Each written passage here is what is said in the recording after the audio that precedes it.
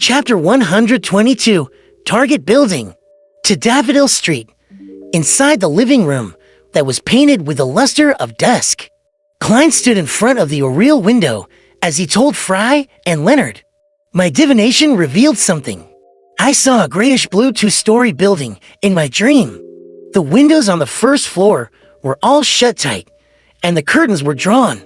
It's surrounded by a few meters of brown soil, without any greenery or flowers. It also has a terribly gloomy garden, just like the kind you find in a horror story. The only characteristic that can be used to identify it is a nearby river, a slightly broad river. It might be the Tussock River or Koi River. We could only find out through process of elimination. Hopefully, we can still make it in time. The Tussock River was the biggest river in the Lone Kingdom, coming down from the northwest where the Murmansk Mountain was. It flowed towards the southeast, passing by the Midsea Shire, Awa County, and then passing through the capital, Backlund, and into the sea near Pritz Harbor. The locations where it converged in Tingen City included the southwest corner of the West Borough and the harbor in the South Borough. The source of the Koi River came from the northern York Mountain, as it passed through the University District in the East Borough and locally merged with the Tussock River. Those were the two main rivers around Tingen. The rest could only be considered streams, and none of them had an expansive water surface. Upon hearing Klein's description, the pale and cold Fry nodded lightly in agreement. Since there were no other clues, process of elimination was the only efficient method. Just then, Leonard smiled and said, "Perhaps we can narrow down the possible locations of the target." "How do we narrow down the possibilities?" Klein frowned and asked in reply as he looked at the silver vine leaf pocket watch. Leonard chuckled. A criminal with a plan and a goal would select targets somewhere far away from the location of his altar. This is a result of their natural instincto, be safe. Only when there aren't many soon-to-be dead people left in the areas far from his altar would he consider the nearer targets. So, we should read through the information again. Exclude the areas where the number of death incidents rose rapidly above average standards. Klein's eyes lit up when he heard that. Brilliant conjecture. At the same time, he sighed inwardly. I really don't have the talent to be a detective. Fry nodded and picked up the documents on the coffee table and started reading it again. After a few minutes, he deepened his hoarse voice and said, "There really is such a region, and there's only one possibility." "Which area?" Klein asked. Fry passed the thick stack of information to Leonard, who was next to him.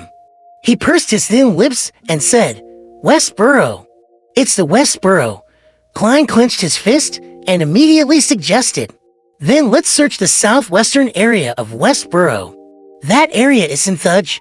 "I agree," Leonard echoed as he waved the papers in his hands in agreement, as though he wasn't the one who suggested narrowing down the scope of their search. The two-wheeled carriage slowly drove along the muddy road. Beside them, the red and orange glow of the sunset reflected off of a broad river that was colored with the twilight radiance of the sunset. Klein and Fry looked out the windows from both sides of the carriage, inspecting one house after another. They were searching for a grayish-blue house with a dilapidated garden. If possible, they would take note if the curtains on the first floor was drawn. Leonard leisurely sat in his original spot, leaning against the wall of the carriage as he hummed a popular local tune. The dim scenery flew past, and Klein caught sight of a grayish-blue two-story building from the corner of his eye. In front of the building was a gloomy garden that appeared in ruins. "Found it," Klein said while suppressing his voice. Before he finished a sentence, Fry and Leonard squeezed over to look out the window. There was almost no space between them. As the carriage drew closer to the building, the dark curtains that were drawn on the first floor appeared before the three Nighthawks' eyes. Klein didn't even need to divine whether they had the right building. He was completely certain that it was the building that he saw in his dream. That was where the evil altar was set up. None of them stopped the carriage, but instead allowed the carriage driver to continue driving forward. They passed their target and continued away from it, as though they were just passing by. When they could no longer see the building, when they turned around, Leonard told the driver to stop the carriage. Klein returned to Zoutland Street in this carriage and tell the captain to come here for assistance. Leonard snapped his fingers and smirked at his teammate. Is he thinking of me as a rookie and that I shouldn't be involved in such a dangerous mission? This fellow is still quite a nice guy. Klein was stunned as he realized what Leonard meant. Fry nodded in agreement. You just started combat training, and your job is a support role. I know, and a person who could kill so many in order to hold a ritual won't be an easy opponent. Only the captain could make this situation less terrifying. Klein took a breath and agreed rationally. He looked at Leonard, then at Fry before forcing a smile and said, "Be careful. Don't worry, I cherish my life a lot. Until the captain arrives, we'll only keep watch, and we won't get close." Leonard smiled. Fry didn't say anything, but only picked up his suitcase. Klein was quiet for a while. He then took out a copper penny and said, "Let me divine once for you." He chanted, "What will happen here will lead to a good outcome." He flipped the coin. At the same time, his eyes turned dark. Dang! That coin flipped into the air, then landed firmly in Klein's palm. Klein looked and saw it was the king's head. He immediately let out a breath of relief. It's only a blurry symbol, so there are other interpretations. The most important thing is to be careful and prudent at all times, he explained to Fry and Leonard like a seer would do. Leonard had already turned around. He waved and jumped off the carriage. As naggy as my 80-year-old grandma. Fry nodded seriously and got off with his suitcase. Watching both his teammates head towards the target building, Klein touched the revolver in his armpit holster and told the driver, "Zoutland Street." The driver, who had been hired by the hour, didn't object but allowed the horses to continue the journey. 36 Zoutland Street. When Klein entered the Blackthorn Security Company, Roseanne, Mrs. Oriana, and the others had already gotten off work. It was unusually quiet and dim. Dunn was sitting on the sofa in the guest area. The gas lamp was unlit, and he seemed to blend into the darkness in his black windbreaker. Found any clues? Klein, who was searching for the captain, was given a shock by Dunn's deep voice. Klein quickly turned around and looked into Dunn's gray eyes as he said, "Yes, we." He quickly told him about Leonard's bold hypothesis, his confirmation via divination, and the subsequent discovery of the house. As for Leonard's confidence and the uniqueness that Leonard had discussed, they were unimportant and obviously not worth mentioning.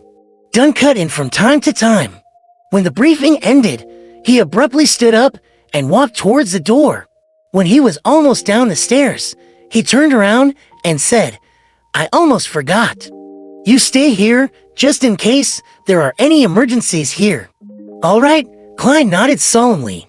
At that very moment, other than Kenley, who was on duty guarding Chanis Gate, the other Nighthawks were busy in the field.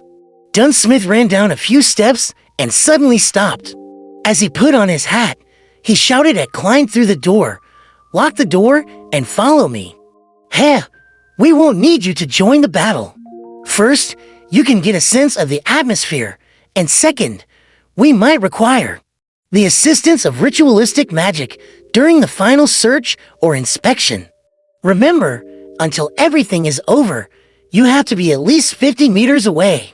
You cannot get close to the building." Klein was stunned and nodded firmly. All right. Thiessen sank beneath the horizon, and the surging Tussock River turned eerie and dark. Dark clouds obscured the crimson moon, making the grayish-blue two-story building look like a monster hidden in the shadows. The garden before the building was extremely quiet. It was as though it didn't have any insects, nor any other forms of life. Klein looked at the scene from a distance, his palms sweating and his body shivering. He felt that there were countless terrifying things hidden, waiting, and hungry for a bloody feast. He watched Dunn, Leonard, and Fry move carefully towards the target building, blending into the darkness. On the second floor of the grayish-blue building, in the bedroom, without any lights, a gentle and sweet young maiden with a round face was seated before her dressing table. Looking carefully at her face after the complicated skincare routine she had just completed, there was a silver mirror next to her right hand, its surface coarsely ground, almost unable to reflect a figure. Suddenly, a stream of blood seeped out from the mirror. The expression of the gentle and sweet-looking Trissy suddenly grew grave. She stood up, walked to the window, and looked out in silence.